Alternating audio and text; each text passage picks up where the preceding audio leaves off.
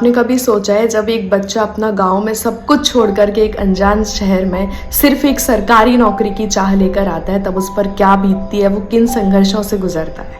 नमस्ते, आज आपके सामने एक ऐसी ही किताब लेकर आई हूँ जिसका नाम है सरकारी चाय के लिए, जो कि प्रेम शंकर चरणाना का उपन्यास है। पहला उपन्यास उनके द्वारा यह लिखा गया है।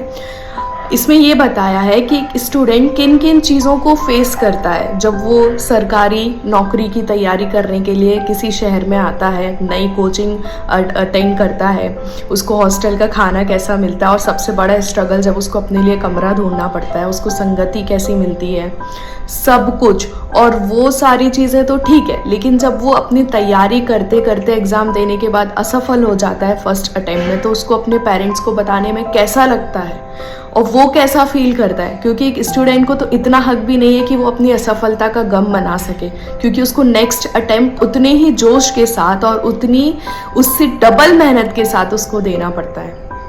तो वो कहाँ से वो एनर्जी लाता होगा। ऐसे छोटे छोटे स्ट्रगल्स और बहुत बड़े बड़े स्ट्रगल्स भी जो एक स्टूडेंट फेस करता है, जो अनकहे रहते हैं, वो सारी चीज़ें आपको इसमें मिलेगी और सारी रियल स्टोरीज ही हैं। आप जब इसको पढ़ेंगे तो आपको खुद लगेगा ये तो मेरी ही कहानी है, ये तो मेरी ही जर्नी है। आप सबको पढ़ना चाहिए। इसकी कुछ लाइन्स है जो मैं आप सबके साथ शेयर करना चाहती हूँ, ताकि आपको समझ में आएगा कि इसमें क्या दिया हुआ है। करियर की चिंता युवा पीढ़ी को तब अंदर से खोखला कर देती है जब उसका करियर उसके पूरे परिवार का हो। जिम्मेदारी के बोझ को समझने वाला लड़का कभी बिगड़ता नहीं है, या यूं कहें कि जिम्मेदारियां बिगड़ने नहीं देती। इस जमाने में सफल परिणाम ही प्रयास का प्रमाण है, वरना कौन पूछता है उन थके हारे लड़कों से जिन्होंने पूरी जवानी खर्च कर दी सरकारी चाय पाने के लिए मेहनत करने में।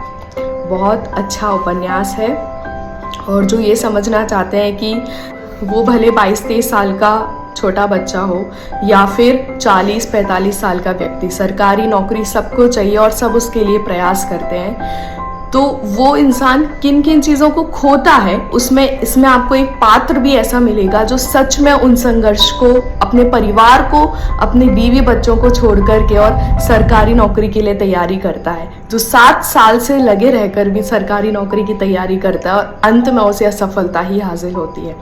बहुत अच्छी स्टोरीज हैं, और स्टोरीज तो क्या, बहुत अच्छा उपन्यास है ये, आपको पढ़ना चाहिए। और आपको ये भी समझना चाहिए इसमें कि जब सरकारी दफ्तर में बैठकर आप जब चाय पीते हो तो उसमें सिर्फ शक्कर नहीं घुली होती, उसमें बहुत सारी अनकही कहानियाँ भी घुली होती है। सबको पढ़ना चाहिए, ज़रूर पढ़ना सरकारी चाय के